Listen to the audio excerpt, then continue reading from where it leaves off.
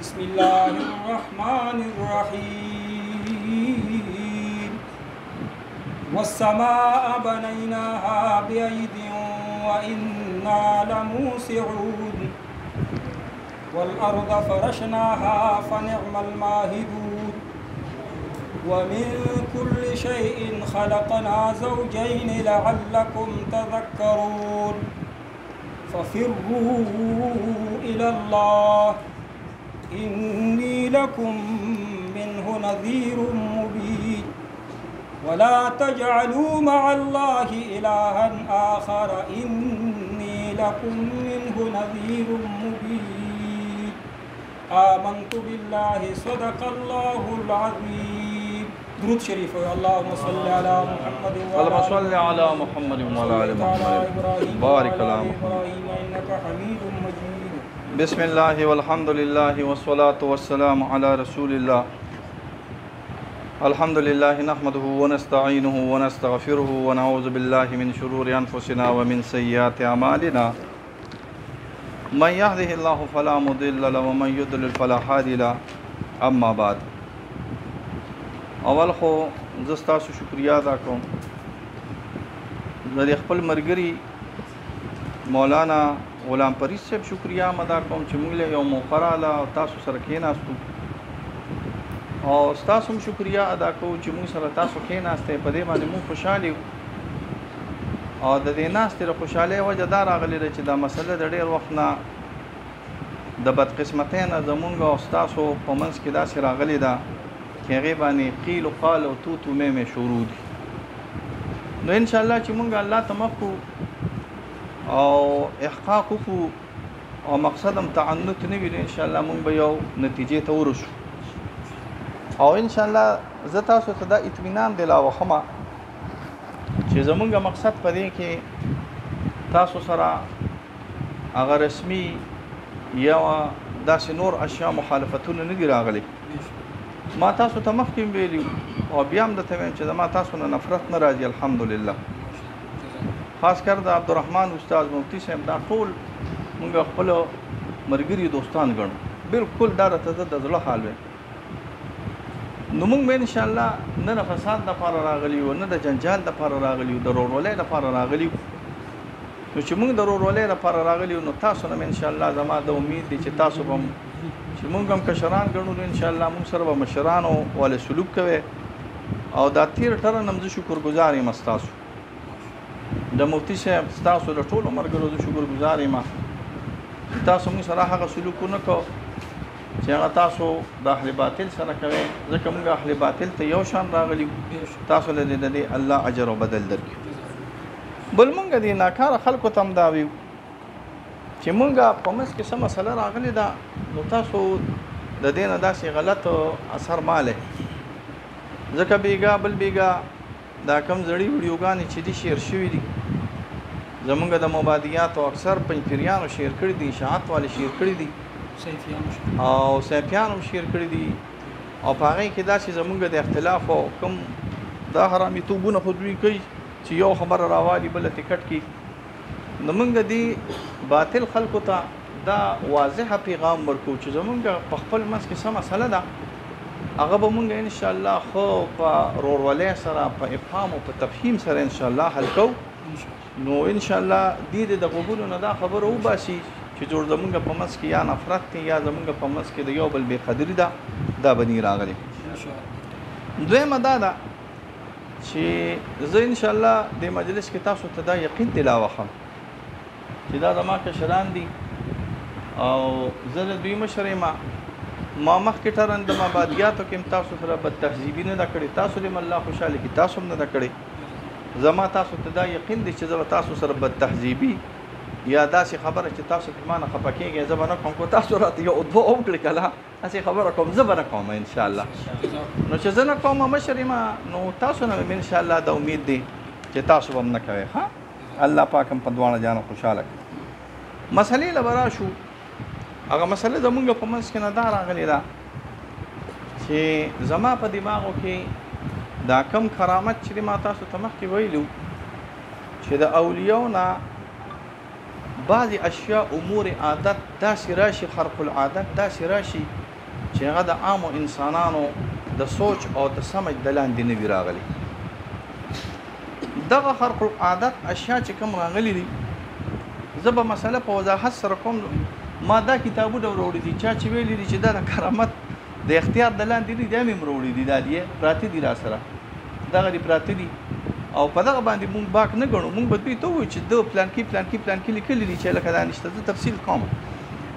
نو د اولیاء نه چې کوم امور صادر شي هغه کې یو تصرفات دي. تصرفات اکثر د علماء دیوبند په نسبت باندې دا داسې اشیاء راغلي چې دې کې اختیار ته دخل دي کې اصل کې زمونږ اکابرین اولیاء دوه قسمه ته تقسیموي. مفتی صاحب یو ته مونږ اصحاب الارشاد وي او بل ته مونږ اصحاب التکوین وي.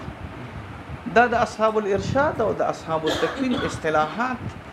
دا د علماء دیوبند خصوصا د حضرت تانوی رحم الله په ټول کلام کې موجود دی. کاغه ارسوي کې کلید مصنوی کار سي نو د اصحاب التکوین داسې خلک چې دوی تصرفات کې باذن الله تعالی بیا پکې وروسته یو شی راشي چې هغې ته کرامات وي. نو کرامت دا ما تاسو ته وي چې زما په علم سره زما په تحقیق سره د علماء دیوبند په تقسیم سره درې قسمه راغلي دي. یو دا دی چې علم او قصد دواړه وي، بل دا دی چې علم وي قصد نه وي، او دین دا راغلی چې نه علم راغلی او نه قصد راغلی وي. دوه خبرې شو. بیا زه تاسو ته پوره وضاحت ته مقام کومه.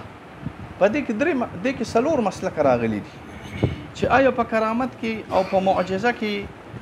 اختیار شته او کو نشته. ما تاسو ته مخکې ویلو چې زما خبره تاسو سره بالکل قطعا په معجزه کې نه ده. اگر چې ما اسې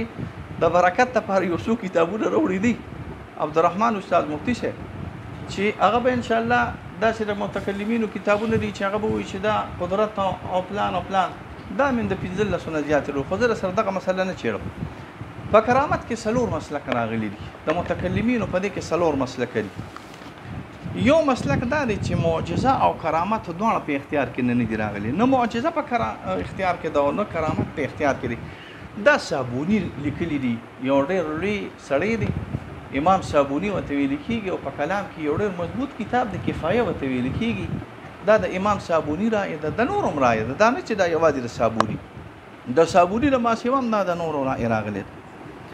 دویم دا راغلی دی چې دواړو کې اختیار شته. ډېر کثیر خلک د جوهرو د سنوسیو شارحین اخوا دېخوا دونه تللي دي چې حیران بشي. دواړو کې اختیار شته. دا هم د بعضو کسانو رایه ده او د ډېرو لویو کسانو رایه ده. زه به وروسته وضاحت وکړم. دریم مسلک دا دی یو عجیبه غوندې هغه دا دی چې په معجزه کې اختیار شته او کرامت کې اختیار نشته. دا رایه د ابن ملک ده. دا ډېر لوی عظیم سړی دی او شرح المصابي ورته ویل کېږي. هغې کې د دې خبره کړې ده. دریم دا ده چې هغه زما پسندیده ده. څلورم دا ده چې هغه زما پسندیده ده چې په کرامت کې اختیار شته. په کل کې نه ګوري ښه. په بعضو کراماتو کې اختیار شته، په بعضو کراماتو کې اختیار نشته. او معجزه کې د دې رایه داره چې اختیار نشته. ما تاسو ته اگر چې مخکې وي چې دې کې د کلام متکلمینو رایه داره چې اختیار پکې شته، خو زه په دغه قول نه کوم موافق د قول د خپلو اکابرینو،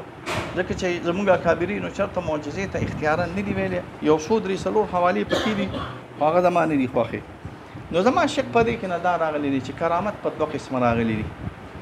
یو هغه کرامت دی بلکې په درې دي چې عام یې کې نو په دوه قسمه دي. یو اختیاري او غیر اختیاري چې اجمال کې، او چې تفصیل کې نو کرامت په درې قسمه راغلی دي.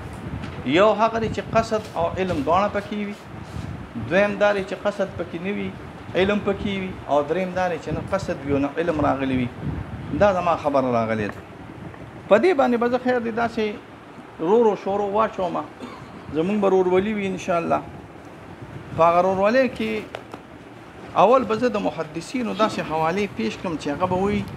چې کرامت بعضې اختیاري دي او بعضې اختیاري نه دي راغلي. ته راکړه دا فتح الباري. فتح الباري ډېر لوی سړی دی.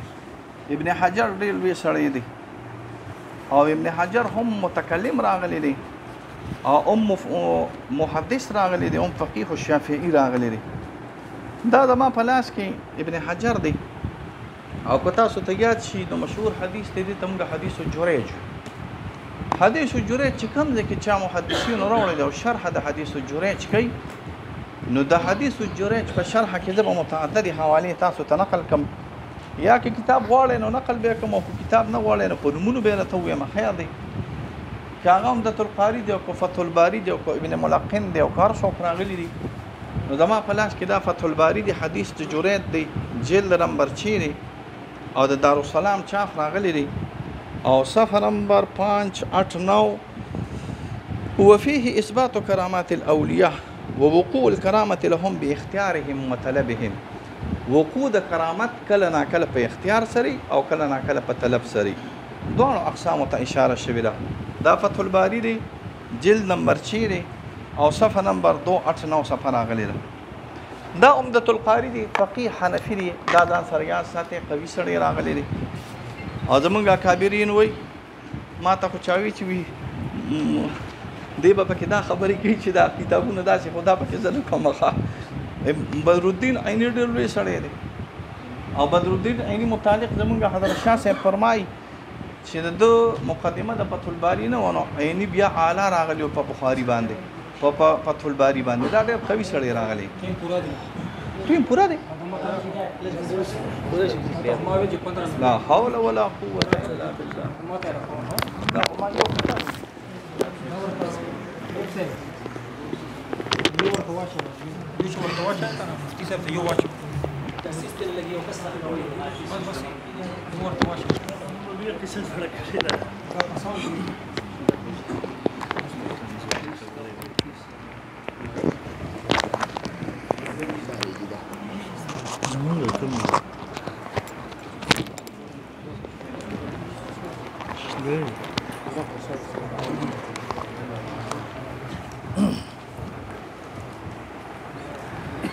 الحمد لله وكفى وسلام على عباده الذين اصطفى اما بعد انتهائی محترم یقینا ما مخکې حضرت پیر صاحب محترم تاسو ته ډېرې ښې خبرې وکړې یقینا چې پیر صاحب مونږ مشر ګڼو په هر لحاظ سره مشر ګڼو نو پیر صاحب چې څنګه وویله مونږ مخکې مجلس کې پیر صاحب ته ویلو چې مونږ کشران یو تاسو مشران یې انشاءالله که تاسو یو خبره مونږ ته تیزه وکړئ مونږ به تیزې خبرې جواب نه درکړو حتی که به مونږ ګزاره مو وکړو انشاءالله مونږ به جواب نه درکړو نو ستاسو دغه ټولو خبرو سره زمونږ اتفاق دی دویم پیر صاحب باطلو ته ویل نو زم باطلو ته ویل زمونږ خپلو کې اختلاف دی په بعضې مسایلو انشاءالله که کله د پیر صاحب د باطلو سره غیر مقلدو پنځپیریانو بریلیانو سیفیانو کې چا سره اختلاف راغی انشاءالله زه به د پیر صاحب په صف اول کې رسپایي په حیثیت ولاړ یم انشاءالله ولزم دویم نمبر پیر صاحب د ټولو نه اول په کار خو دا و چې پیر صاحب زه یو خبره بل هم وکړم زمونږ استاسو دلته خبره د بحث ته په یو شرعي مسله چې هغه د قاعدو سره تعلق ساتي نو زه په هغې کې یو خبره لږه زیاتې وکړم پیر صاحب زمونږ دپاره تاسو ډېر محترم یې یقینا چې د اختلاف هم کوم ځای کې راغلی دی مخکې مجلس کې ما تاسو ته ویلي وو کله هم چې یو مسله راشي قسم دی مونږ یوې هفتې پورې په دې کې لګیا چې په دې کې د علماء دیوبند اجماعي موقف څه دی دا هم چې نه یې معلوم کړی تر هغه وخته پورې مونږ اوف نه کوو نه په جمعه کې کوو نه په دغسې کوو مونږ چې کله دا معلوم کو اتفاق د علماء دیوبند راغلی په هغې باندې بیا خبره کوو د هغې نه مخکې نه کوو په دې مسله باندې اختلاف چې زما د پیر صاحب راغی زما د صفیانو سره مناظره وه د غیر الله نه مافوق الاسباب مدد غوښتو باندې د هغه مسلې د مختار کل لپاره د غیر الله نه مافوق الاسباب مدد غوښتو دي ټولو لپاره بنیاد کرامات او معجزات دا خرق عادت مسایل دا د نبي او ولی په اختیار کې شته که نشته ټولو بنیاد د دې شپږ اتو عقایدو دپاره دا دی ما ته د پیر صاحب پته هم نه وروسته زموږ د پیر صاحب د خپلو کې یو اختلاف پې شروع شو مخکې راغی نو میډیا ته وروسته دا خبره راووته بهرحال دا خبره تر دې حده پورې راله نو پیر صاحب دې ځای کې مونږ او تاسو ناست یو تاسو هم ځان ته علماء دیوبند ته نسبت کوئ مونږ یې هم کوو یقینا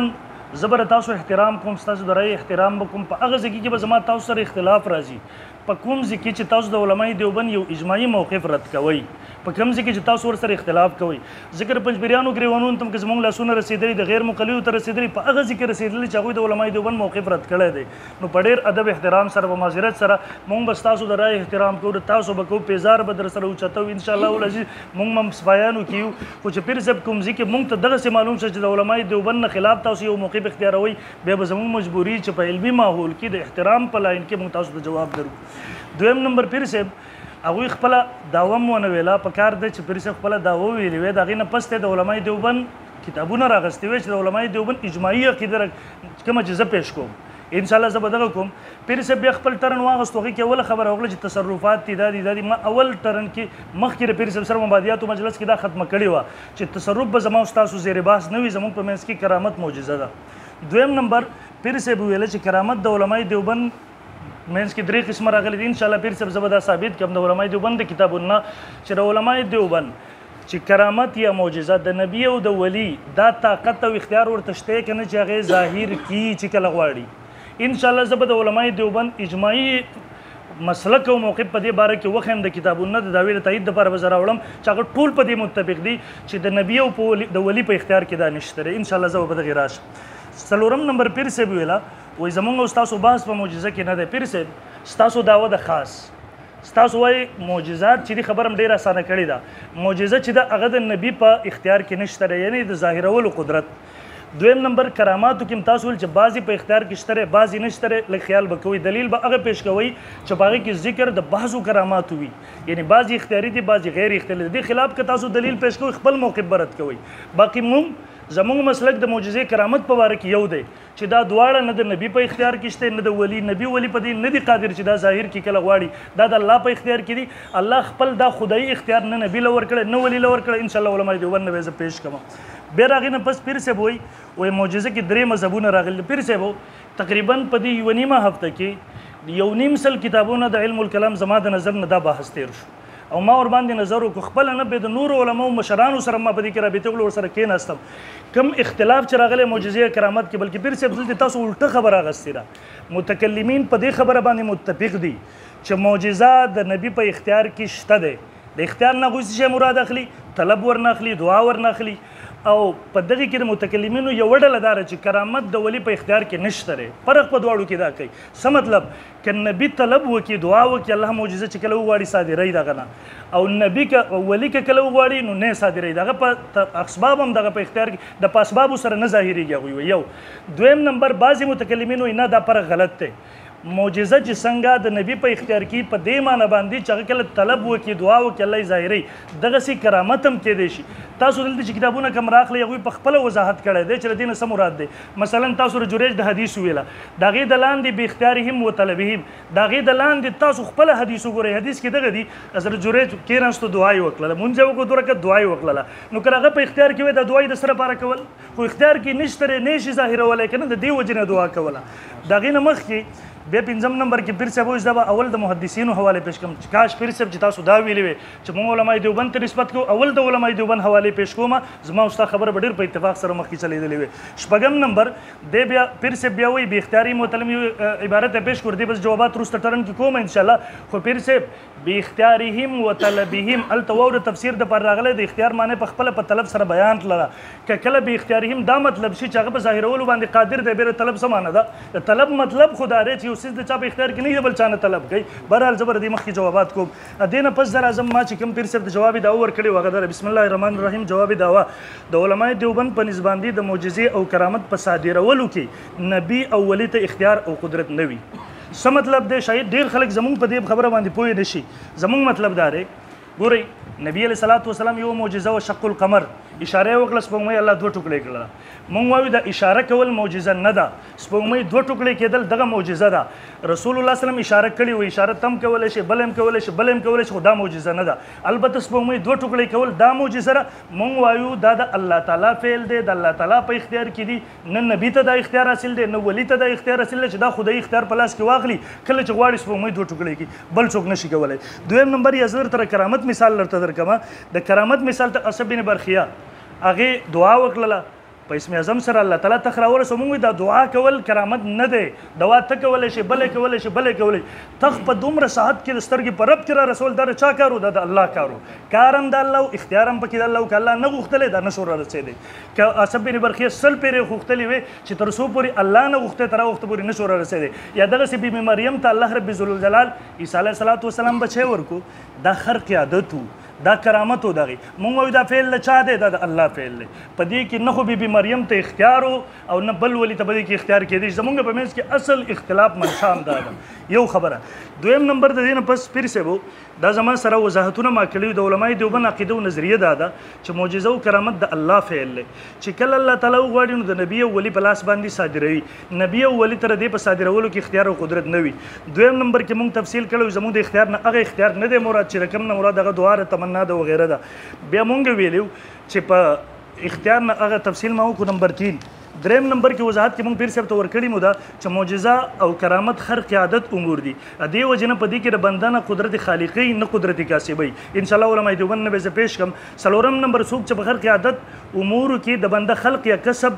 منی نو د الله سره شرک کوي په دې کې ان شاء الله وضاحت کوم د علماء دیوبند نه. پنځم نمبر زموږ بحث په کرامت کې په اسباب او کرامت کې دی. شپږم نمبر زموږ بحث په کرامت لغوي کې نه دی بلکې په اصطلاحي کې د ما پیر صاحب ته ورکړی مو یو خبره. دویم نمبر پیر صاحب ان شاء الله زره دینه پس د داویر تایید د پرزت یو بندې ام په جار ويم ک ټوله دنیا یو طرف ته شي زره علماء دیوبند لمن پرې خودو ته تیار نه يم او څوک چې پرې دي قسم بالله زله گمراهي ګڼم بلکې د اهل سنت والجماعت د ماتوریدیو د عقاید او نظریات او هغه تشریح او تعبیر قابل قبول له زماره پرج کې ماته علماء دیوبند کړي دي دین خلاف که هر څوک کې پیر صاحب دغه رائے له حیثیت زنه ورکوم. دویم نمبر پیر صاحب زبا ان شاء الله ولج دغه وخیمه دا زما سره پیر صاحب د شیخ سرور خان صفدر صاحب رحم الله کتاب دی او دا به تاسو ته پته د امام اهل سنت دی. علماء دیوبند خپل ترجمان تسلیم کړي د رسالت مصیب کتاب راک. علماء دیوبند خپل هغه مسلم ترجمان دی تسلیم کتاب راک. رسالت علماء دیوبند د دیوبند محتمیم لیکي چې د زمونږ د پاره حرف اخر دی دا د شیخ در مولانا رسال صاحب کتاب دی په 22 نمبر صفحه باندې درلوم دیوبند نه تقریر راځي دا ګورئ مولانا در دیوبند محتمیم دی درلوم د حضرت مولانا ابو القاسم نعمانی دامت برکاتهم دی وی مولانا سرفراز خان صفدر صاحب न सिर्फ अकाबिर उलमाए देवबंद के इल्म नज़रियात और अक़ाइद की हामिल है बल्कि उनके लिए रद्द बेदत और रद्द गैर मुक़ल्लिदियत समेत तमाम मुख्तलिफ़ फ़ीही मसाइल में मौलाना की मुकम्मल मुदल्लल तहरीर हरफ आखिर की हैसियत रखती है. दे खिलाफ तो उलमाए देवबंद यू किताब वखई वडू की रिसाला چې علماء دیوبند خپل ترجمان تسلیم کړي پیر څه په دې زید سره البته دې په مقابله کې کتابونه چالي کړي دي بریلیانو نور هدایت لیکل دی په جواب شیخ صفدر صاحب د نور هدایت په جواب کې لیکل افتاب هدایت بریلیانو دی په جواب کې لیکل انوار هدایت د کراچۍ دیوبندي علماء په جواب کې لیکل دی باقي د مال راک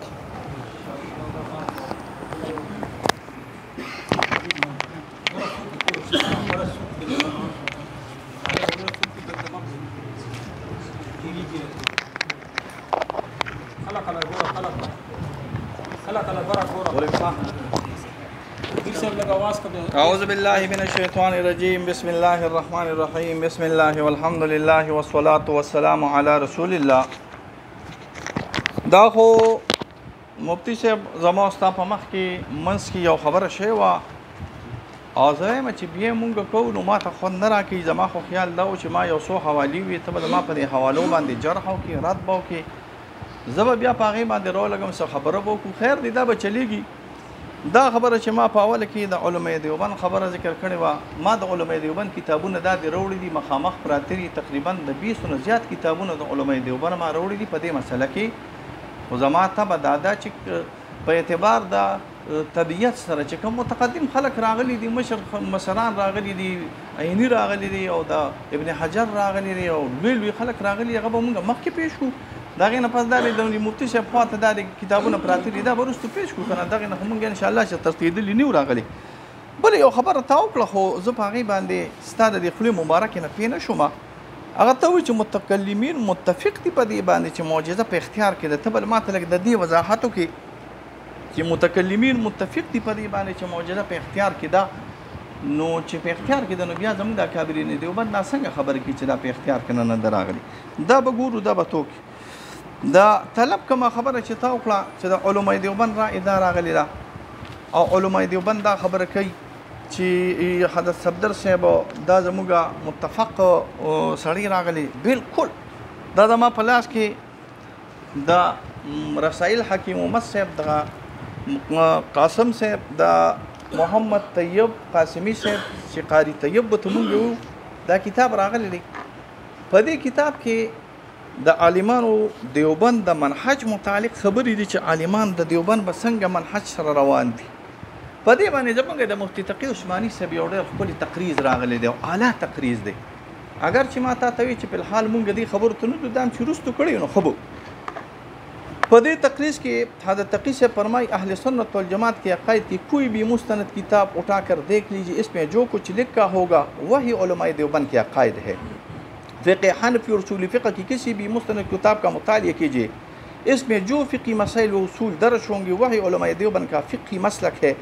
اخلاق و احسان کی کوئی بھی مستند اور مسلم کتاب کی مراجعت کیجیے وحی تصوف او تزکیه اخلاق کې به علماء دیوبند کا ماخذ کړي. دا یو خبره شوه. بل یو خبره د تدا کومه چې د علماء دیوبند حضرت صفدر صاحب زمونږ د پاره داسې دی لکه اسمان. خدا چې د علماء دیوبند مسلم ترجمان راغلی دی، مونږ هم ورته وایو چې دا مسلم ترجمان دی. خو تاسو یو خبرې ته سوچ وکړئ ښه، کله د یو سړي خپل خاص نظریات وي او هغه خاص نظریات په داسې انداز کې پیش کړي چې دې ته دیوبندیت وایي. لکه دا زما د مجموع رسائل حکیم محمد طیب قاری طیب سے جلد نمبر 3 دی، صفحہ نمبر 475 میں پلاس کرا. تاسو دی عبارت تلک سوچو کہ چدے سوئی. چنانچہ اس درسگاہوں سے کچھ ایسی حضرات بھی نکل کر میدان میں آئے ہیں جو تعلیمی حیثیت سے بلا شبہ دارالعلوم کی طرف منسوب ہے، لیکن انہیں اکابر علماء دیوبند کا مسلک و مشرب یا ان کا وہ متوارث مزاج و مذاق جو صرف کتابوں سے حاصل نہیں ہوتا ٹھیک حاصل کرنے کا موقع نہیں ملا. اس لحاظ سے وہ علماء دیوبند کی ترجمان نہیں ہے، لیکن تعلیمی طور پر دارالعلوم دیوبند یا اس کی فیض یافتہ کسی اور درسگاہ سے منسوب ہونے کی بنا پر بعض لوگوں نے انہیں مسلک علماء دیوبند کا ترجمان سمجھ لیا. ان میں سے بعض حضرات ایسی بھی ہیں جو علماء دیوبند کے عقائد و افکار کی نہ صرف تردید و مخالفت کرتے رہے بلکہ ان کو گمراہی تک قرار دیا. اس کے باوجود اپنے آپ کو مسلک علماء دیوبند کا ترجمان بھی کہتے ہیں. بعض حضرات نے اپنی ذاتی افکار کو علماء دیوبند کی طرف منسوب کرنا شروع کر دیا. ذاتی افکارو هغه کې د علماء دیوبند نسبت یو چې دا عقاید د علماء دیوبند دي. بعض حضرات نے مسلک علماء دیوبند کی جامع اور معتدل ڈھانچے سے صرف الی آخره د اوږد خبرې دي، خو مقصد زما د دې دا دی زما په دې لاس کې عمدقه شانتې راه هدایت دی، لکه څنګه چې تا دا راه هدایت راواغسته نو زما په دې لاس کې دا زه درته یو خبره وکړم خو زما دا وخت بیا تېرېږي. زه ګورې چې ما کله دا خبره کړې وه چې کرامت غیر اختیاري دي یا نه دي، دا ما په 2007 کې جمع جوامع اغستې او زه د دې نه خبر هم نوم چې راه هدایت په دې کې لا حضرت صفدر صاحب لیکلی دی. دا راه هدایت دی، دا د راه هدایت اوله د زمونږ د اکابرینو دیوبند همیشه په کتابونو کې زمونږ د اکابرینو تصدیقات وي، تقریزات وي. د دې کتاب په اول کې نه څه تقریر شته او د دې کتاب په اول کې نه څه تصدیق شته. نه تقریر د علماء دیوبند شته نه تصدیق د علماء دیوبند شته. که چېرته داسې اکابرینو علماء دیوبند یا داسې لوی خلک راغلي نو مونږ به وی چې لکه زه په دې کې تقریر د اکابرینو دیوبند شته، بلکې د دې خلاف چې مونږ سره کم کتابونه دي د علماء دیوبند هغې کې چې کرامت ته اختیاري او غیر اختیاري ویلي شوي دي، لکه کوم رساله حقانیه چې نه راغلې ده یا د علماء دیوبند هغې کې د مفتی حبیب الرحمن صاحب چې اوس هم مفتی دی د دارالعلوم دیوبند د هغه علماء دیوبند تقریزات په هغې باندې مونږ سره شامل راغلي د حقاني فتوی دي. دا به وروسته مونږ انشاءالله تاسو ته ښیو. خو زما په خیال باندې په دې یو کتاب باندې صرف فیصله کول چې بد دا یو کتاب دی او دا منزل من الله راغلی دی او دې باندې جبرائیل علیه السلام را نازل شوی خو دې خو به تېره ځي، دا ماته مشکلات جوړوي. دا ما تاسو ته مخکې ویلي دي، ما چې تاسو سره مخکې خبره کوله دا خبره ما تاسو ته کړې وه چې زه به ګورې ستاسو حوالې منم، تاسو زمونږ ملګري یې، تاسو زمونږ دوستان یې، زه به تاسو سره حوالې منم د علماء دیوبند. خو اگر چې په مخالفت کې حوالې دی او ګورې هغه حوالې به مونږ اړې منو چې دوی نقل کله د چا نه کړي. زه به تاسو ته د فقهاو نه نقل کوم، اصول الافتا نه به نقل کوم، کتابونه مې راوړي دي، اصول فقه نه به نقل کوم چې علي به ګورې خبره منلی کېږي چې په دې کې نقل صریح راشي او نقل صریح چې وشي بیا به مونږ انشاءالله ګورو چې نقل صریح موافق ته متکلمینو هغه به مونږ انشاءالله ګورو. حدیث د جریج ته ترالی، حدیث د جریج کې به انشاءالله صفا بله یو خبره تا وکړه، ښه خبره دې وکړه چې دا تاسو چې وایي چې کرامت په اختیاري هېڅ نه ته به داسې حوالې پیش کړې چې هغه وایي چې هم اختیار کې دی هم اختیار که نه داسې به ته زه انشاءالله کو تاسو ما سره داسې منې چې هم په اختیار کې دی هم اختیار کې نه زه به درته انشاءالله د 150 نه زیاتې حوالې صرف د دې درکړم چې هم اختیار کې دی او هم اختیار کې نه دی راغلی، د 300 نه زیاتې حوالې به انشاءالله چې هم اختیار کې دی هم اختیار کې نه دی چې زما په مدعا به انشاءالله دلالت کوي. د هغې سره سره دا ځان سره یاد ساتئ چې حدیث جریج دی تفصیلي خبره به په هغې کوو، داسې په دې برخیات کوم آیات چې راغلي دي تفصیلي خبره به په دې باندې کوو چې دا یو کرامت دی یا قدرت دی. بعضې مفسرین دې ته قدرت وي او بعضې مفسرین دې ته کرامت وي. او چې څنګه ما داسې ساده حوالې ورکړې څه ډېرې کړتې به ونه کړې نو دغه شان ساده حوالې 2-3 ورکوې بس مونږ به اثبات کوو تاسې رد کوئ. نو تاسو مونږ به اثبات کوو تاسو رد کوئ بس الله خیر سره ثابته به شي چې یا سره او چې زه حوالې پیش کوم او ته په هغې باندې بیا ځو دیوبند ته منم او دیوبند نه منو دیوبند زنده‌باد او سر به کپ او سر بلند نو ما تاسو ته ګورې مخکې یو ځل خبره کړې ده او زه هر وخت په دې خبره باندې بدې ښکارم چې زه کوم زما په الحمدلله په مشایخو کې او په پیرانو کې نه چېرته بریلي شته او نه پکې سیفي شته زه ما تاسو ته مخکې ویلي دي چې دیوبندیت الحمدلله ما په خپل علاقه کې خپل ځای ته خولي کله چې زما په علاقه کې د دیوبند جګړه پیښه شوه اوله د ټوپکو جګړې وي زموږ د علاقې مومند ایجنسي ده پړانګ غر ورته مونږ ویو خلک بریلیان شو دا له هغه د عمرزو د مناظرې نه مخکې خبره راغلې ده چې ما تعالی په عمرزو مناظره کې د بریلیانو خلاف یو ځای وغې نه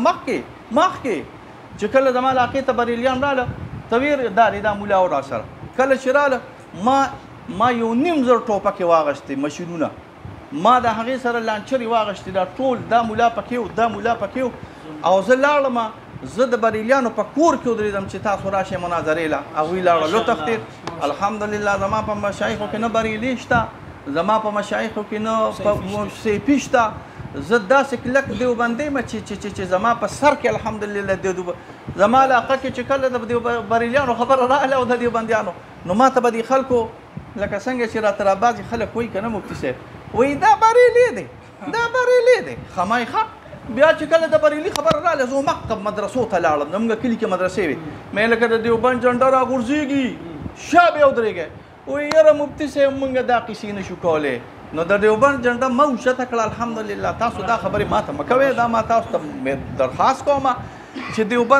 دیوبند الحمدلله زه د دیوبند د طالبانو پلار یم الحمدلله د مشرانو یې بچی راغلی یم او د طالبانو یې څه راغلی پلار راغلی زه خو ابو دیوبند یم نو تاسو ابو دیوبند ته دیوبند مه کوئ که نه دا هغه ځای کې کوئ چې ستا خلاف چېرته سیفي ناستي یا خلاف ستا چېرته بریلي ناستي یا پنجپیرې ناستي صاحبیات را باندې دغه کړي دي رنګونه راته وشو یو ګوره ویښته صاحبیانو پسې را لګېدلې مې دا د ظالم زامر خو مې مخالف دي تاسو مې اوس مخالف کېږئ چېرته کمېټس به مې د سړیتوب نه کېږي خبره مې به هر حال تاسو ته دا کوله چې انشاءالله ساده حوالې به ورکوو دې کې به مونږ دغه نه کوو انشاءالله بیا یو خبره کوم چې زه کله د متکلمینو حوالې ورکم اوس زما ټرن تاسو بیا دغه کو زه به اوس بیا حوالې شروع کوم زه چې تاسو سره د متکلمینو د فقهاو د مفسرینو حوالې ورکم یو منټ نو بیا به انشاءالله بیا به د عالمانو د دیوبند حوالې ورکوم زه الله دې خوشحاله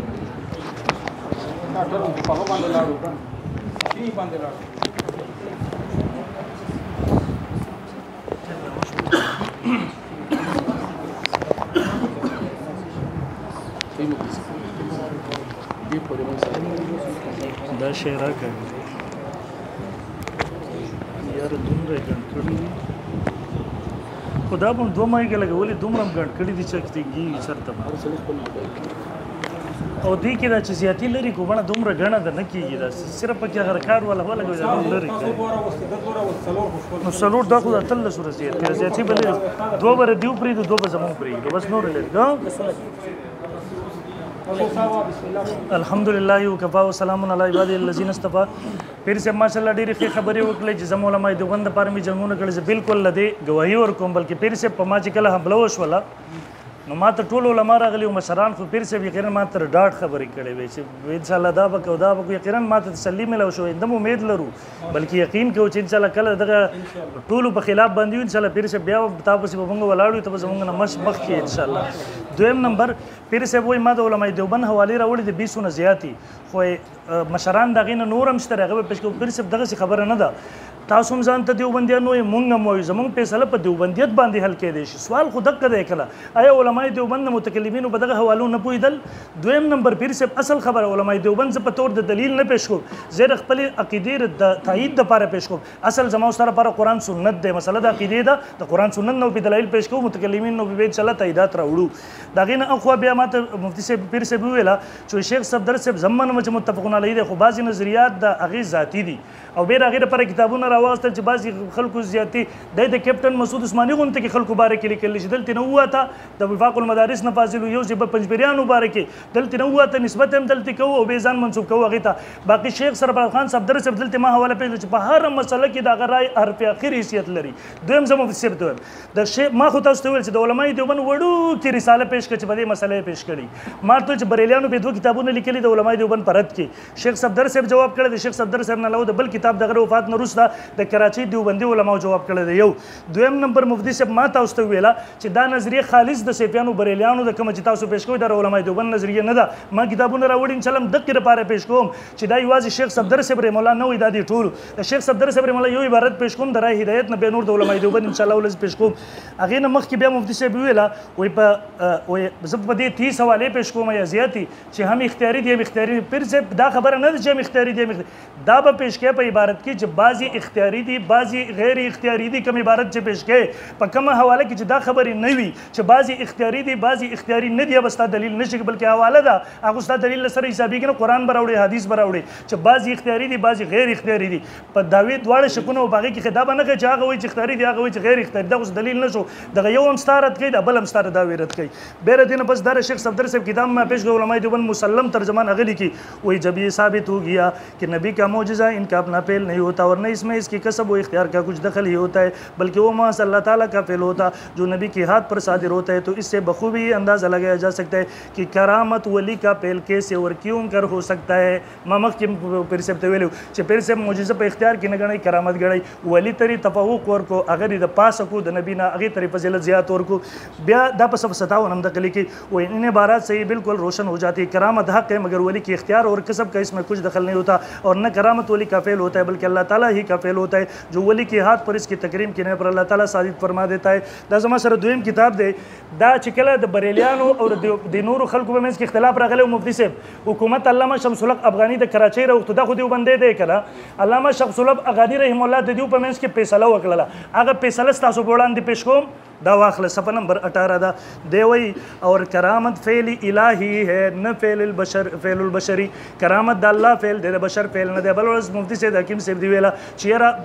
الله تر فعل نسبت کول کفر دی. هغه هم ضرور سره علامه شمس الله غاری رحم الله دی کافر کو اگر چې دونوں کا مظہر بشر ہے اس لیے معجزہ نبی اور کرامت ولی کی اختیار میں نہیں ہے. علامہ افغانی صاحب دا د علامه افغاني صاحب دغه کتاب چاپ شوی په دې د ډاکټر شیر علي شاه صاحب تقریز دی او په دغه باندې د مولانا شیخ سمیع الحق صاحب دی په دې د نورو اکابرونو صفحه نمبر 58 باندې هم دغه عبارت لیږي چې دا د الله فعل وي د نبی او د ولی په اختیار کې نه وي. هم دغه عبارت ما مخکې ووایو دا مفتي صاحب د دې نه په څلورمه حواله ده عقاید اهل سنت او دا مفتي فرید صاحب رحم الله خلیفه دی دا د شاه منصور والا مولانا نور الهادي صاحب دامت برکاتو دغه په حکم باندې چاپ شوی دی او مولوي صاحب په دې باندې تمام اکابرینو دیوبند دسخط شیخ ډاګی صاحب دسخط دی تقریز دی مولانا مخبر الله باباجي صاحب 23 اکابرین دیوبند مشران شیوخ دغه باندې تقریز دی هغه سلی کی عقیدہ نمبر 51 کرامت کے ظاہر کرنے میں ولی کا اختیار نہیں ہوتا. کرامت کے ظاہر ہونے میں کسی ولی کا اپنا کوئی اختیار نہیں ہوتا بلکہ جب اللہ تعالیٰ چاہتے ہیں اور کرامت چاہتے ہیں اپنے کسی نیک بندے کے ہاتھوں ظاہر فرمائے تھے. صفحہ نمبر 94 دا زما پلاس کی پیر صاحب د شیخ صفدر صاحب رحم الله اظهار له در بریلیانو پر دي پدې د اکابرین دیوبند تقریزات هم سره مفتی صاحب او پیر صاحب د اکابرین دیوبند تمام تقریزات د علم غیب پرد کې لیکل دي او په دې کې هم دغه مسلې لیکي مخکې خو د ګیله وکړو د کابرینو تقریزات پہ نشته وي مگر کرامت اللہ تعالیٰ کا فعل ہوتا ہے جو ولی کے ہاتھ پر صادر ہوتا ہے اس میں ان کے کسب اور اختیار کا قطعاً کوئی دخل نہیں ہوتا. هغه ګیله هم درنه لرې کړه. دا شیخ صفدر صاحب تفسیر د دغه کې هم دغه لیکي په صفحه نمبر 240 باندې وایي دا کرامت کی تعریف ہے کہ وہ بھی اللہ تعالیٰ کا فعل ہوتا ہے ولی کے ہاتھ پر صادر ہوتے ہیں اور ولی کا ذاتی طور پر اس میں کوئی دخل نہیں ہوتا. دا مولانا وکاړوي صاحب د علماء دیوبند مسلم مناظر مستقل په دې باندې یو درس دی مولانا وکاړوي صاحب کرامت بندی کی اختیار میں نہیں دا مستقل باب اور باندې قائم کړی دی. دا علامه شبیر احمد عثماني شیخ الاسلام د دیوبندیانو نکاح زمونږ د ټولو نکاح هغه په خپل کتاب اسلام کی بنیادی عقائد معجزات پدې کې وایي صفحه 109 یاد رکھیے معجزہ خدا کا فعل ہوتا ہے. فعل اس کو نبی کا سمجھنا سخت غلطی ہے. دا غلطی لري کوي. دا زما پلاس کې تریاق اکبر د مولانا امین وکاړوي صاحب رحمه الله بل کتاب د صفحه نمبر 417 باندې وایي کرامت میں بندہ کا کوئی اختیار نہیں ہوتا. دا زما پلاس کې مفتی صاحب اثار التنزیل علامہ ډاکټر خالد محمود د علماء دیوبند بل ترجمان دی چې ټول علماء دیوبند ترجمان منلی د کلي مولا نه دی نه د ضلعې مولا دی د علماء دیوبند په عالمي سطح برطانیې تر علماء دیوبند د طرف نه مناظرې ته دی تللی انګلینډ ته دی تللی امریکې ته دی تللی په صفحه نمبر 96 وایي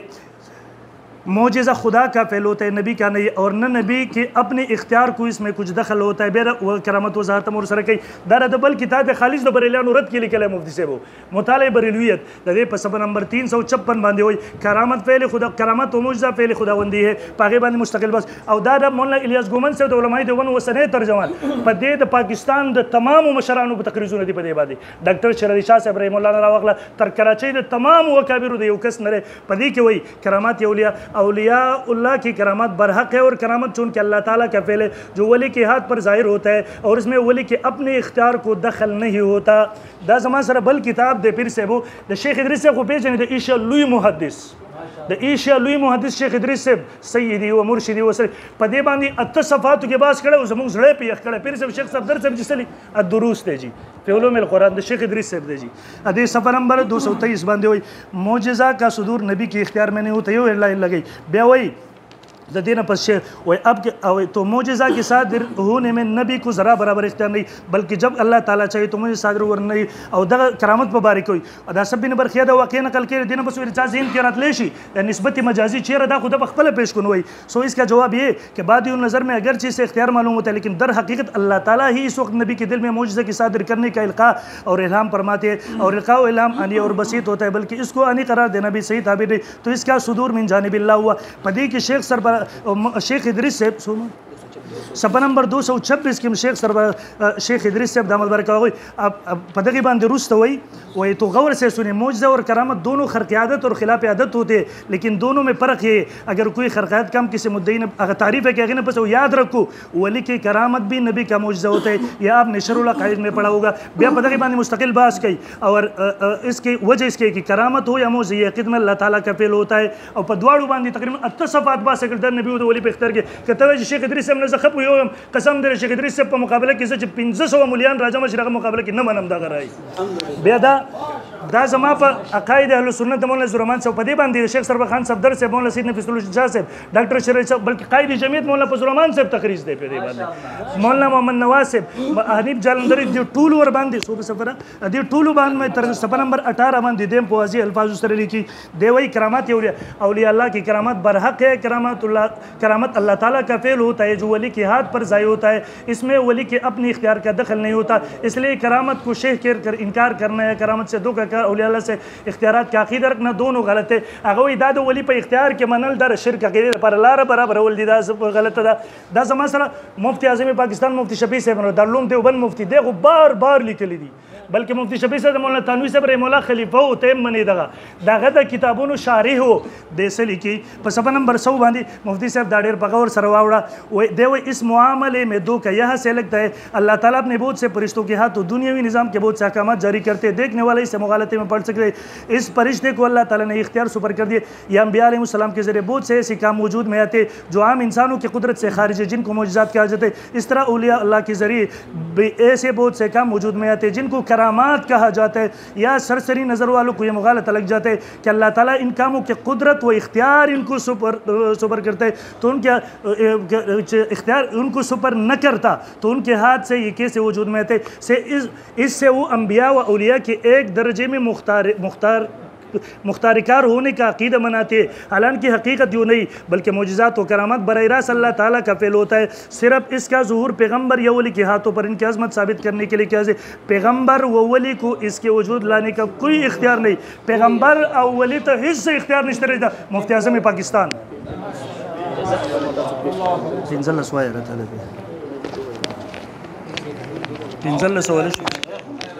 मुफ्ती साहब लग सबर होके दादर अदीन द ज़ियाती लरी कई माना सिर्फ दा सलूर पे तो दा हुई तो दादूर लरी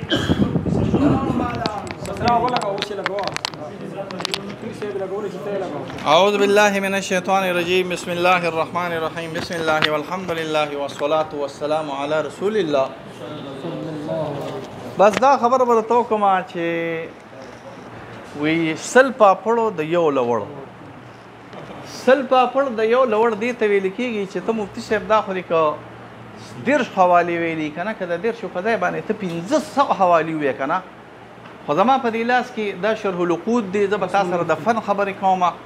او تاسو خیر دی لکان یې کو چغې وخې خو مونږ بوډاګان یو مونږ چغې نشو والی مونږ به درته داسې ورو ورو خبرې کوو. تاسو خیر دی تیزې خبرې کوئ.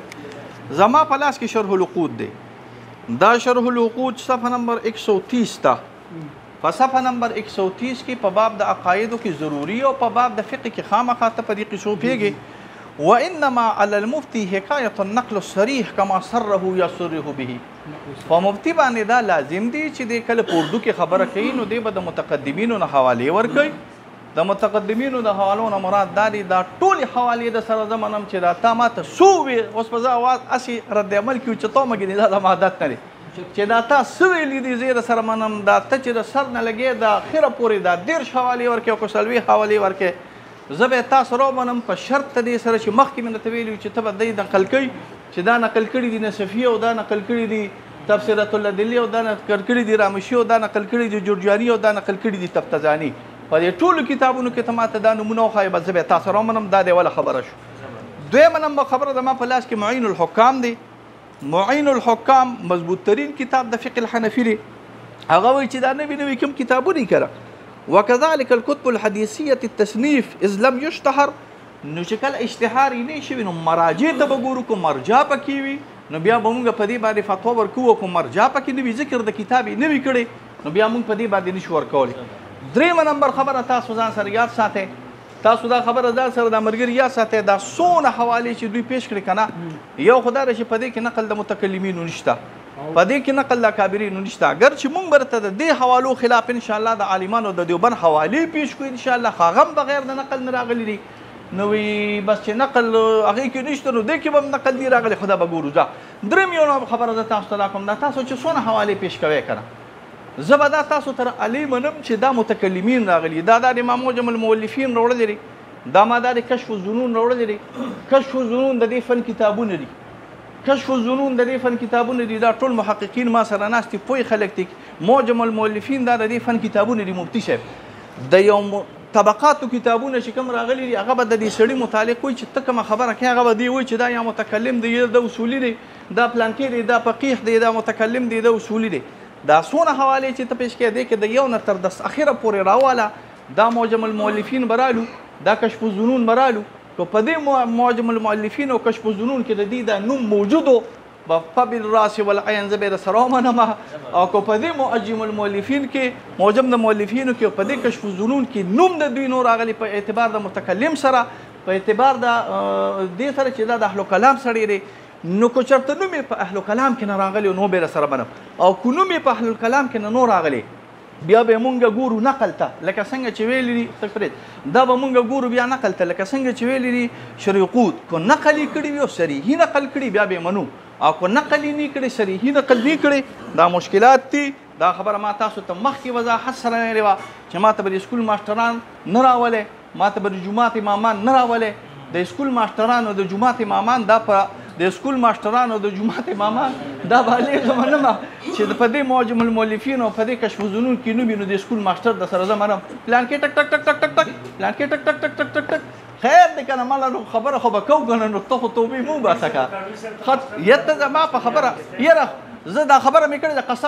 قسم درته خورم که زما نیت هم هغه ته تلي تا راته لا یاد که ما ته دا پته هم نه لګي چې روکړوي نوم تا په دې کې اغشتې دی که نه دا هسې خبره ما وکړه داسې خبره ما وکړه. ما ته به د سکول ماسټران د جومات امامان ما ته به متکلم قوي اږدی که نقل یې کړي وي د متکلمینو منم یې که نقل یې د اشاعره او د ماتوریدیانو نه نه کړی نو بغیر د دلیل یې نه منم او که دلیل یې ورکړي بیا منم. خو زه بیا تا سره خبره شروع کوم ستا په قول باندې چې دا ته کومه خبره کوې چې صرف د علماء دیوبند خو صرف د علماء دیوبند یو دوه خبرې به وکړو کتابونه به راوالو بس خبره به ختمه شي. دا زما په لاس کې اظهار الحق دی. اظهار الحق باندې اولنی تقریر د مولانا مفتی حبیب الرحمن صاحب دی.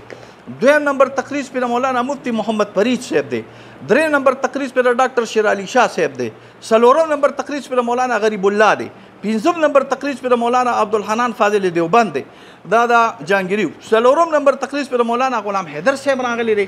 هغه دا ویلی دی دا ښکلی کتاب دی مکه تقسیم سره تقسیم کړی دی چې کوم تقسیم سره ایک علم ہو اور اراده ہو یو دا دی چې علم او اراده وي جیسے حضرت عمر کی فرمان مبارک سے دریا نیل کا جاری ہونا दूसरे किस्म के इल्म हो मगर इरादा ना हो। तीसरी ये कि न इल्म हो और न इरादा हो। इजहारुल हक थे दा सफ़ा नंबर 110 थे जान सर पैदा के इंशाअल्लाह को सर मौजूदी खदा कनीनो भी अस्ता खपल खरा दा रिसाले हक्कानिया रागले रिसाले हक्कानिया बांधे अवलनी तकरीज दा हज़रत मौलाना अवलनी तकरीज दा रिसाले हक्कानिया दा और पदे रिसाले हक्कानिया के अवलनी तकरीज दा हज़रत मौलाना अब्दुल कुद्दूस से। दोम नंबर तकरीज दा हज़रत मौलाना मग़फ़ूरुल्लाह से द मोहम्मद फरीद से द मुफ्ती से मुबारक तकरीर दे। द्रेम नंबर तकरीज दा मौलाना मग़फ़ूरुल्लाह से। सलोरम नंबर तकरीज दा मुफ्ती सैफुल्लाह से द मुफ्ती सैफुल्लाह तकरीज द मौलाना मग़फ़ूरुल्लाह तकरीज दागी तकारीज सर सर द मुफ्ती आज़म पाकिस्तान मुफ्ती फरीद से तकरीज दे दलान दी लिखी वलिल आरिफ इस्तिख़दामुल जिन्न अविल मलक फ़ी ग़ज़ाइही मिन तआमिही व शराबिही व फ़ी लिबासिही क़ाल फ़ी कश्फ़िल असरार क़द तहसलुल करामत बिइख्तियारिल वली व दुआइही व क़द तकूनु बिग़ैर इख्तियार। कला ना कला दा पे इख्तियार सर भी ता चीज मुद्दा बनी प दो शुक सर दा मुद्दा दा प दो शुकुन सर रागली दा इख्तियार और गैर इख्तियार दे। सफ़ा नंबर 185 दा तकरीज पे द मुफ्ती आज़म पाकिस्तान मुफ्ती फरीद से द मौलाना मग़फ़ूरुल्लाह साहब चिस्ता द उस्तादान रागली ली दा मौजूद रागली ली जमा पलास के जमा प ख्याल पर जमा पर लास के तासु माना किताब दागवीना मुख्तलिफ ना खैर दा इंसाफ पकार दी तासु जमाना के अगैना मुख्तलिफ दा इस ज़रूरत निश्ता के दे खबर में दा कोला दा उसो गोरा कदा बल बादी जर वर कियो जमा बाल जर न वर केला गुस्सा माल फदे के राशि से जमा बाल बीरा जर वर का हां खबर में दा कोला दा जमा पलाश के फैजुल बारी दा फैजुल बारी पर सफ़ा नंबर 266 के लगिया दा और जमा दा खबर दा तासु खपके गेमो सफदर से मात द आसमान गुनती उचत सड़े खकारी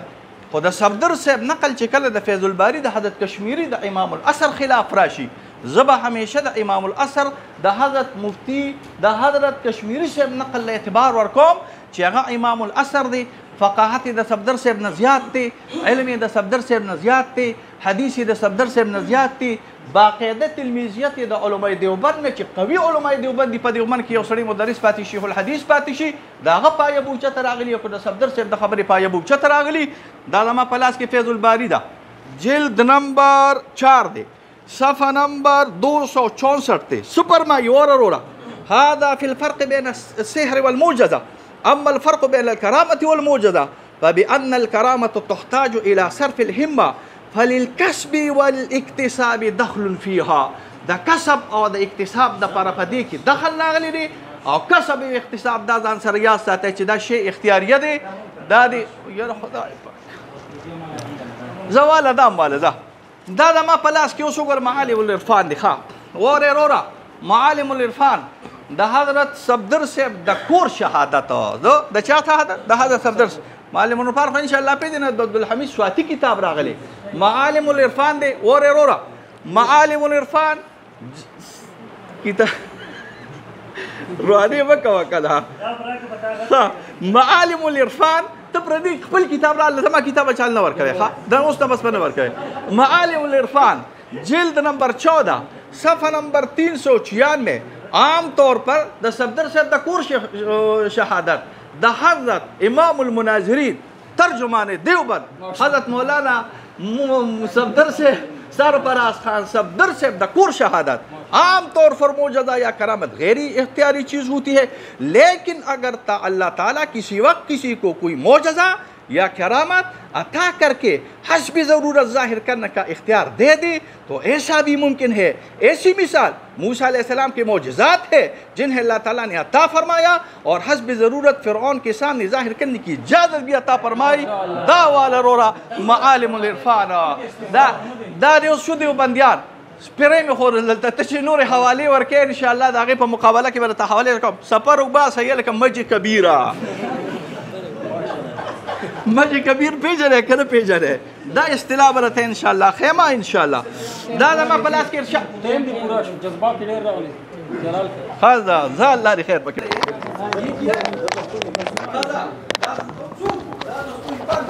जमूंगे दा तरीका دومره قصه ده چې یو بچ نو جوړل نور کې نه راځي بیا आवाज کنه نور کې بیا आवाज نه الحمدلله وکفا وسلام علی عباده الذین اصطفى اما بعد مفتی صاحب د ټولو نه اول ویلا وای کتاب ما غواړه کنه صرف د اصول لیکي کم کتاب ته زما غواړي زبې در کوم ان شاء الله که ته غواړې ستا غواړه ما ټایم به بندو هغه ته کتاب اخلا کې څه اشکال نشته دویم پیر صاحب وای سل پاپړ د یو لول دی علماء دیوبند ته د پاپړو نسبت کو نعوذ بالله د مفتی شفیع صاحب شیخ سرور خان صفدر صاحب علامه شمس الله افغانی صاحب نو کده غری خیال وی پیر صاحب دغه خبره دی جب کې کېک دغه 1500 پیریج ستاره ملګری بیا پیدا شي ان شاء الله دی یو کبیر یو کس ته نه رسیږي بیا پیر صاحب چې دی تیز خبرې پیر صاحب په دې خبره شي اول نه معافي غواړم زما आवाज مناظره کې وی تیز او اس کې باقي تاسو خبر کې زما معافي غواړم دوستنا بل مفتی صاحب وای په دې کې نقل د متکلمینو نشته ان شاء الله قران حدیث چې به موږ متکلمین مې 50 دانې دلته راوړي به پیش کوم ان شاء الله خو دویم نمبر آیا دا علماء دیوبند متکلمینو په عباراتو نه پوهیدل مفتی اعظم پاکستان غونته کې خلک عجیب خبره ده اوس دیو په پوهیږي هغوی نه پوهیدل دا څومره عجیبه نسبت دی دا مناظره به خو قسم د خبر پسې خان دي به د سکول ماسترانو حواله ما پیش کوه مفتی شفیع صاحب سکول ماستر شیخ سرور خان صفدر سکول ماستر علامه شمس الله افغانی سکول ماستر قسم دې د نن زماني مولیان چې 1500 پیری پیدا شي علامه شمس الله افغانی ته نه رسی او هغه فیصله کړی د عامه خبره نه ده کړی بیا راغی نه پس وای دې دوه حواله پیش نه و چې علم او اراده او باقي زموږ چرته اختلاف دی ته دا ثابت کا چې نبی ولی ته الله دا اختیار ورکړی چې بعضی کرامت په صادرولو باندې قادر وي قدرت لري په بازو نه لري ان شاء الله قیامت کې صبح تک تا ته چیلنج دی ان شاء الله ستا ضرورت ته چیلنج دی پیش دی کیا والا قیامت پوری بے فیض الباری پیشلا نو عبارت کو مفتی سے پورا وایه کنا فیض الباری سو وی دے په صفحه نمبر 10 صفحه وی انما نعنی من صرف الهمه عزیمت صاحبها ادینا مونږ داغه هغه عزیمت اراده مراد اخلو مفتی صاحب دغه ناخلی د چې کوم څه تار رد کوي واپسو دی به صوفی سے پیش کو صوفی سے سو ویو صوفی سب پدکا چې کوم څه پد به سو تمام معجزات و کرامات اللہ کی مشیت اور ارادے سے ظاہر ہوتے کوئی نبی یا ولی جب چاہے اپنے اختیار سے ایسا نہیں کر سکتا پدکا سفیرت کې صفه پورا وای پتو منو نه بس کتاب غیر مقلل کارتا مونږ سره شروع کو بلدا اگر هغه نه سم مراد اخلي هغه دغه مراد نه اخلي هغه اقص زونه د اسباب ولا چې کوم په اوله کې تفصیل وکړو ادینه پس د خوري د حوالو انجام دی زما غونته کې حواله پیش کا چې ولی او نبی تر دې په ظاهرولو باندې قدرت نه زمره سری چې دغه شي د شیخ سرور خان صاحب تر خامغه چې په مقابله ته نه راوسته ته ولې خوشالي نه ملويږي شیخ سرور خان صاحب درسه مسلم ترجمان نه چې دا په منی چې ځان ته دیوبندې وي شیخ سرور خان صاحب درسه نه قسم دې کړی دیوبندې تسلیم کوم دینا پس ما درته ویل چې دا بریلیانو مسلک دی به درته پیش کوم ان شاء الله دا شیخ رحم الله حقانی صاحب شهید نور الله عمر چې عالم اسلام ملل امام رازی تاسو ټول چې راځم شیخ رحم الله علم ته نه رسیږي هغه ته څومره فنونو کې الله مهارت ورکړو هغه په دې مستقل رساله لیکل په صفحه نمبر 501 وای کله چې معجزه صرف د الله فعل شو او د نبی لپاره پکې نه خلق شته او نه کسب او نه د نبی په اختیار کې دا نو کرامت صرف الله تعالی فعل دی د ولی لپاره پکې نه خلق شته او نه کسب او نه د ولی په اختیار کې دغه صریح عبارت پیش کړه دته واسی گپ شپ پیش کېدا حاجی تورنګزئی صاحب حالات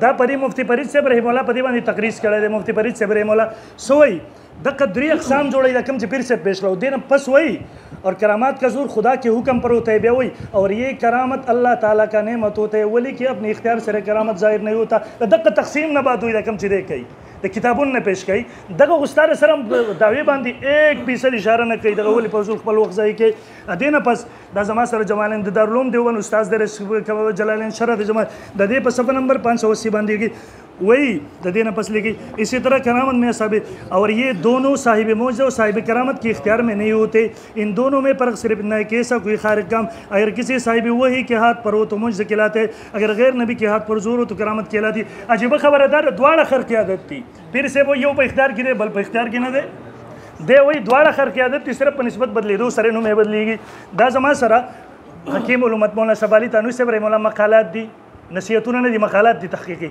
او مفتی تقی عثماني سے په نگرانی کې شایع شوی دي په دې په صفحه نمبر 557 باندې ویاوره واقعا یہ ہے کہ دې په مقابله کې د تانوی سے مبهم عبارات بیا پیش نه کی تانوی سے تصریح کی واقعا یہ ہے کہ کرامت اور تصرف بالکل جدا جدا چیزیں دونوں کی حقیقت جدا جدا احکام جدا بیا وہی کرامت بلا واسطہ اسباب طبیعی کے محض حق تعالی کے فعل سے صادر ہوتے اس میں صاحب کرامت کی قصد اور فعل کو کوئی دخل نہیں ہوتا اختیار بعض سے کہی وہ قصد اور فعل تے کس دخل نہیں بلکہ بعض اوقات اس کو خبر نہیں ہوتے करामत का सुदूर साहिब करामत के इख्तियार में होता है कि जब चाहे सादिर कर दे दुमर सरी इबारत दी मखी इरादी वली नहीं किया माता अग उस्तार रविस रस ताल्लुक नसाती अदे नपस दाजमा सर अहकामुल कुरान मुफ्ती शफी सबरे मौला दे जिल नंबर 3 दे सफा नंबर 38 दे वही अलकरामत हिय फ़िअलुल्लाह तबारक व तआला बिला वस्तिल अस्बाब तबीयती मिनल खैर व नज़र वगैरह वला दखल फ़ीही लिक़स्द साहिबिल करामती व इख्तियारी कल मुअज्ज़ति वला फ़र्क़ फ़िल मुअज्ज़ति वल करामती इल्ला बिअन्नल अव्वल यख़्तस्सु बिल अंबिया अलैहिमुस्सलाम व हिय मिन अलामातिन नबुव्वति वस्सानी बिल औलिया व हिय मिन अलामातिल विलायती व किलाहुमा यश्तरिकान फ़ी सुदूरिहिमा बिला वस्तिल अस्बाब तबीयती व बिला दखलिल क़स्द वल इख्तियारी मिनहुमा दागुई क़स्द और इख्तियार लरब के हिज दखल नहीं प मुअज्ज़ा करामत के मुफ्ती शफी साहब होई उसके तौर पर स्कूल मास्टर वस्ता होगा دا رسائل چانپوري د بریلیانو پرد کې چې ژوند تیر کړي علماء دیوبند خپل ترجمان مللو مولانا تانوي صاحب رحم الله خپل نماینده په حیثیت باندې بریلیانو ته لېږلو د بریلیانو پرد کې رسائل چانپوري لیکلي دي مفتی صاحب دا په صفحه نمبر 19 باندې وایي کرامت اور اعجاز امور خرق عادت ہوتی ہے اس وجہ سے اس میں طاقت بشریہ کو دخل نہیں ہوتا وہ فعل اللہ تعالیٰ معجزتاً و کرامتاً ہوتا ہے صفحہ نمبر 100 باندې وایي یہ بھی واضح ہے کہ اس مسئلے میں بندے اور بندے کے اساتذہ کرام و مشایخ اعظام کا یہی مسئلہ د علماء دیوبند دا مسلک دی دین خلاف چې څوک علماء دیوبند ته سمون څوک دا دروغ وایي علماء دیوبند باندې او سوی دې بارے کې کرامات اور معجزات اختیاری امر نہیں کہ جو نبی اور ولی علیہ السلام نے جس وقت جس معجزہ کرامت کو چاہے ظاہر کر دے اس شرع قید دے وہی دقر علماء دیوبند مسلک دے سوک چر بریجانو پرد کے لیکن بریجانو مسلک ہم نن راوڑے تاکہ اس بات کوشش کوئی دا زمان سرا دا مفتی شفیع صاحب رحمہ اللہ معارف القرآن بل حوالہ دے جلد نمبر 6 صفحہ نمبر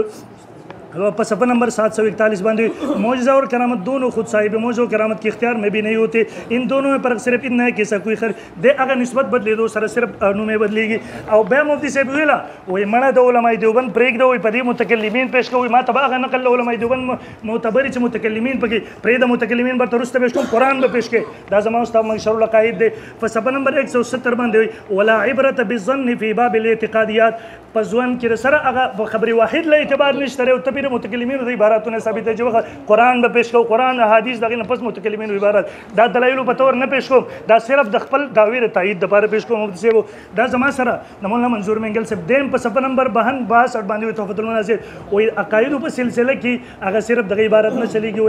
ادیره لپاره نصیحتي ضرورت ده نصیحتي پیش کوم صاحب دا زما سره فتاوا ختم نبوت چې پر دې په ټولو باطلو اختیار کړل مولانا یوسف لیدانوی شهید مولانا مفتی اعظم اور خپلو د په صفحه 41 باندې وي په ختم فتاوا ختم نبوت کی وہ یہ معجزہ و کرامت دو لطف خداوندی ہے معجزے کا ظہور نبی پر ہوتا ہے اور کرامت کا مظہر ولی ہوتا ہے دونوں غیر اختیاری ہے دونوں غیر اختیاری ہے ظاہر ولی نشرت پہ قدرت کے سری سری عبارت دین پس دعوا خلم سے دا کفایت المفتی ابو حنیفہ ہند دے پر جل نمبر وستوہ چدا یو پاپڑو جل نہ صفحہ نمبر 79 اور اولیاء اللہ سے کرامات ظاہر ہونا حق ہے یعنی اللہ تعالیٰ اپنی کسی خاص بندی کوئی ایسا کام کرا دیتا ہے یا اس کے ہاتھ سے کوئی ایسے بات ظاہر کر دیتا ہے جو عادت کے خلاف ہوتے اس میں اس شخص کے اپنے اختیار کو دخل نہیں ہوتا دا دے اختیار زمان کستے وہ صرف زمان کستے دا غی اختیار لرب کی دخل نہیں دا امداد الفتاوہ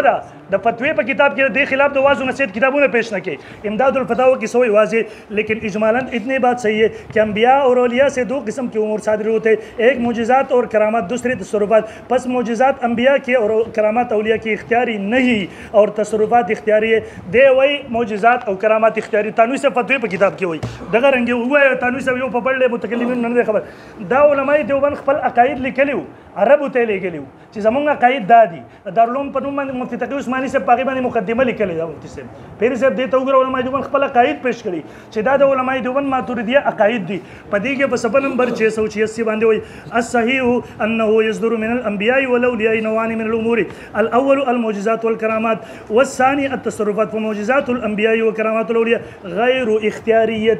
اگر دواړه غیر اختیاري علماء دیوبند په عربي ژبه کې خپل وضاحت کوي علماء عرب ته تاسو چې علماء دیوبند تقیه کړي و دروغ ویل غیته دا متکلمینو په عبارت نه پویدا دا ماتوریدیه نه پېژن نن سبا ماته ماتوریدی قسم دې نن سبا چې ماتوریدی چې اکثر پکې بریریان دي علماء دیوبند سره سیفیانو باندې 200 کاله مخکینی کتابونه پیش کو و سمې ماته ماتوریدیت زاغه ماتوریدیت ګورم مرته چې علماء دیوبند په وای مور لور را پاسره د مور نه مشره شورا اوس علماء ماتوریدیت علماء دیوبند نه هټ کر مونږ ته دیورا خای زاغه ماتوریدیت نه منم چې کم د علماء دیوبند نه هټ کر شي د علماء دیوبند اجماعي عقیده دا دینه پس د پیر سید مختار الدین شاه صاحب عقایدو کتاب لیکي پیر صاحب مستقل عقایدو دې په صفحه نمبر 66 وای پیر سید د دې په پاکستان کې بده وخت بل لوی پیر نشته بل لوی سلسله نشته هغه سوی د شیخ زکریا صاحب خلیفہ وای یعنی معجزات و کرامات کو برے راست اللہ تعالیٰ کا فعل مانا جاتا ہے صرف اس کا ظہور پیغمبر یا ولی اللہ کے ہاتھوں پر ان کی صداقت اور عظمت ثابت کرنے کے لیے کیا جاتا ہے پیغمبر ولی کو اس کے وجود لانے کا کوئی اختیار نہیں ہوتا ایسا اختیار بظاہر ولو کی نہیں دا زمان سر بل کتابوں سے علی سیرت السماویہ دار مفتی اعظم افریقہ شاہ منصور والا مفتی رضا الحق سے پس صفحہ نمبر 546 باندې وای ہاں خلاف یا جو بھی فعل ہو معجزہ ہو یا کرامت وہ فعل الہی ہوتا ہے البتہ اس کا ظہور نبی ولی کے ہاتھ پر ہوتا ہے بریلیان عورت کی تیس دلائل شو دي تیس مت ہوئے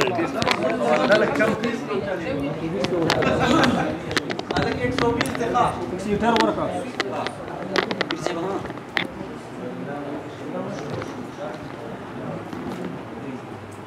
اعوذ باللہ من الشیطان الرجیم بسم اللہ الرحمن الرحیم بسم اللہ والحمد للہ والصلاة والسلام علی رسول اللہ مناظر اسلام سے خبر وکړه چې چرته د دیوبندیانو نه ماته دا حوالې نشته چې کرامت غیر اختیاري دي او اختیاري دي. ما تاسو ته ووایي چې ګوره دا د ما په لاس کې رسالة الحقانیه ده. رسالة الحقانیه په د بابا مغفور الله بابا صاحب د مفتی فرید صاحب د مفتی سیف الله صاحب د تقریضاتو سره ده او وګوره مفتی صاحب اختیار او غیر اختیار پکې لیکلي دي چې اختیار او غیر اختیار پکې لیکلي وي د قیامت د سبا پورې نشي تله د قیامت ته سبا خبره کوي چې دا د اوس ماسپښین اوس مې ته یو 2 منټه پس پرېښه دې کې اختیار او غیر اختیار دواړه دي ولي و دعائي او بغیر اختیاري دي تا هغه ته ورکړه اختیار الولي و دعائي دي ښه دې کې اختیار او غیر اختیار دواړه دي. تاسو چې وایئ چې د علماء دیوبند د طرف نه اختیار او غیر اختیار نشته دا د علماء دیوبند د تقریضاتو کتاب دی او اختیار غیر اختیار پکې نه دواړه راغلي. ورور دا تحفه عثمانیه ده دا د عقیدة الطحاویه شرح راغلی ده د عقیدة الطحاویه په شرح کې تحفه عثمانیه زمونږ ملګري د مفتی ذاکر حسن سے کرامت کی 2 قسمیں ہے. صفحہ نمبر 360 حسی اور معنوی. حسی کی 3 قسمیں ہے معلوم اور اختیاری. معلوم اور اختیاری جیسے حضرت عمر فاروق نے نیل کے نام خط لکھا تھا آپ کو معلوم تھا کہ اس کے خط کے ساتھ دریا چل پڑے گا. کبھی کرامت کا علم ہوتا ہے لیکن اختیار میں نہیں ہوتا. گورا دلتے قصد پمانے دے اختیار سره کړی دی لکه زه به انشاءالله د حضرت تنویر رحم الله نه تاسو ته حواله درکم او د حضرت گنگوهی رحم الله نه تاسو ته حواله درکم چې قصد پمانے د اختیار سره د تحفة العثمانیه ده قوي سړی دی د مولانا حسن جان صاحب زوم دی د جامع عثمانیه مدرس او شیخ الحدیث دی. تحفة عثمانیه ده په اختیار سره او په غیر اختیار سره قول کړی دی چې دا په اختیار سره دی او په غیر اختیار سره راغلی. زما په لاس کې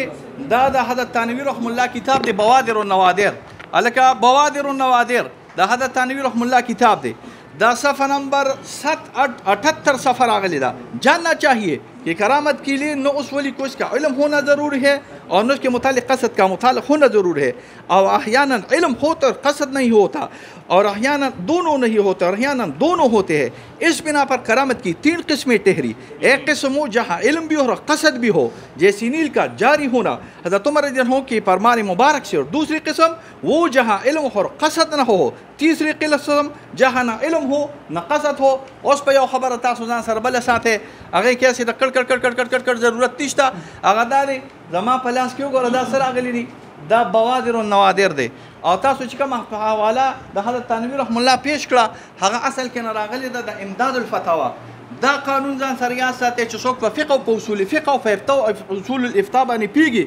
رملی دی د ما په لاس کې رملی به تاسو پیژنئ نه تاسو یادوم هغوی نه یادوم رملی به تاسو پیژنئ نه چې رملی څه راغلی دی الشافعي الصغیر شارح د منهاج کله چې مقابله راشي په مابین د فتوا کې او په مابین د تصنیف کې همیشه اعتبار به تصنیف سره راغلی. بیا بوادر النوادر چې دا د حضرت تنویر رحم الله آخري تصنیف راغلی. حضرت تنویر رحم الله دا د ځنکدن په حالت کې نه راغلی چې کله ورته د بوادر النوادر راوړل کېږي نو وایي کاش چې دا راوړل شي ډه شو چې بوادر النوادر دا خانقاه تانابون ته راغی. همیشه آخر التصنیف له به اعتبار وي دا به زه تاسو ته د شروقود نه وښیم چې آخر التصنیف له به اعتباري. دویمه خبره دا راغلې چې دا به درته زه انشاءالله وښیم دا زما په لاس کې نهایة المحتاج د رملي دی.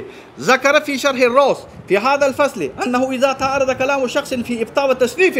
کله چې فتوا وي او تصنیف وي تاسو کوم کتاب پیش کو د حضرت تنویر رحم الله هغه امداد الفتاوا ده او د امداد الفتاوی په دې وخت سر کې د جواب سره مګوره د جواب په سر کې امداد الفتاوا لګیا ده دا چې اوس دا اوس پرته ده کې وګوره وی مجھے تو اس مسئلے کے متعلق معلومات نہیں ہے. حضرت تھانوی رحم الله باندې سوال کیږي د کلید مصنوی د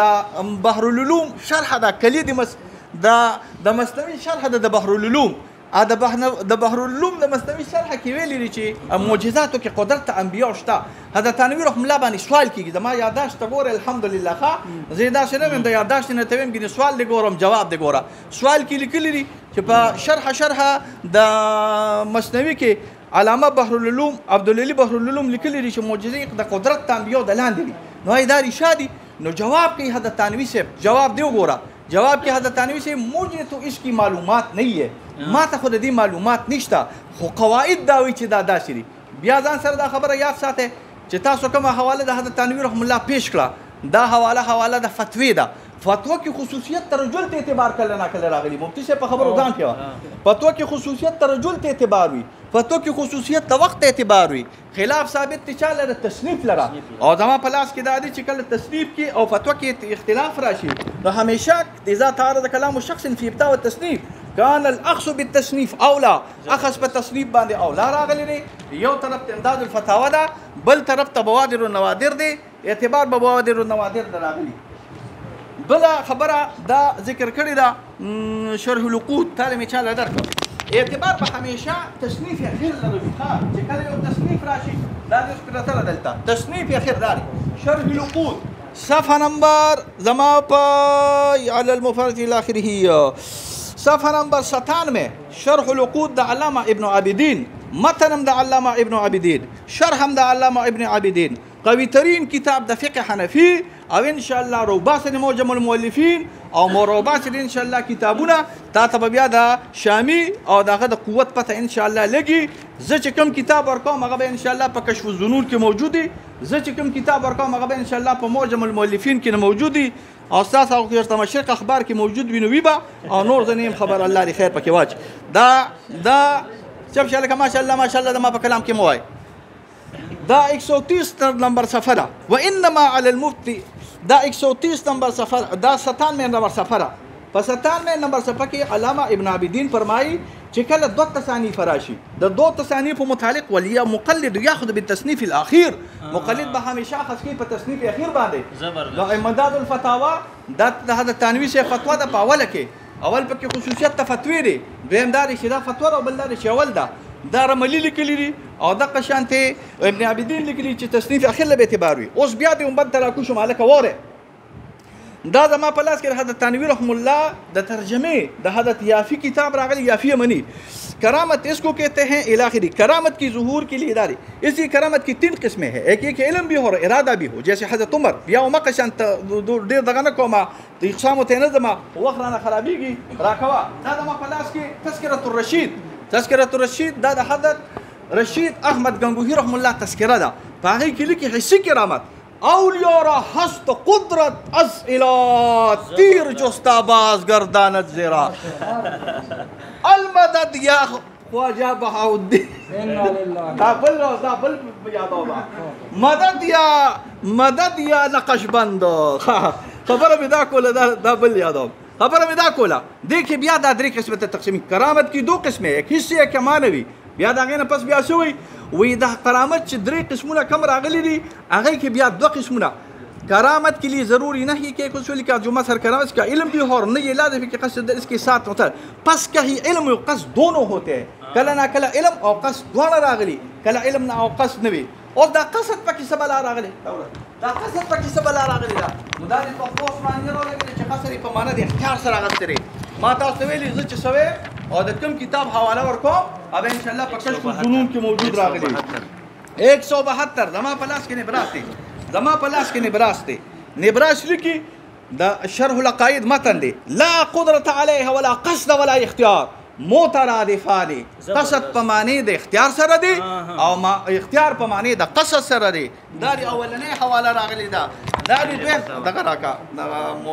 موسوعه الفقهیه دلته پرته راغلی و کتاب را مګ ډوړی دا موسوعه الفقهیه راغلی دا موسوعه الفقهیه په جلد نمبر 2 او په صفحه نمبر زه ولې تاسو روانوي په دې کې دا لیکلي دي چې لکه قصد په معنی د اختیار سره دی، اختیار په معنی د قصد سره راغلی دی. دا زما په لاس کې حاوی الفتاوا راغلی ده. حاوی الفتاوا جلد نمبر 2 صفحه نمبر 137. لا معارضة فإن الاختيار الذي هو بمعنى القدرة والإرادة والإنشاء والإبداع خاص بخلق الله تعالى، وأما الاختيار الذي يضبطه السنة للعبد فالمراد به قصده. نو مراد په دې سره راغلی قصد راغلی. درې حوالې رالی نور چې تفتیش وکم بلا ورته درکم چې قصد په معنی د اختیار سره دی، اختیار په معنی د کسب سره راغلی. بل یو خبره تا مفتي صاحب دا وکړه چې مفتي شفیع صاحب دا لیکلي دي چې ما درته وویل چې حضرت تنویر رحم الله دا لیکلي چې قدرت ته چې قصد ته دخل وي، تا د مفتي شفیع صاحب حواله ورکړه چې قصد ته دخل نشته. عبارت چې کوم ویلي دی کې د قصد دخل منفي کړی دی. حضرت تنویر رحم الله دا د مفتي شفیع صاحب د استاد مناسب سړی دی. کله چې مقابله د مفتي شفیع صاحب او د تنویر صاحب رااله، موږ به تنویر صاحب الو او موږ به مفتي شفیع صاحب د هغې نه لاندې کوو. دا څه لیکلي دي؟ سوي دغه ټیم پورا د وقفه شو وقفه شو فاضل وقفه شو لا ټرن والی وقفه ټیم پورا شو کم کوي څو وخت دی ساول په کم باندې بندو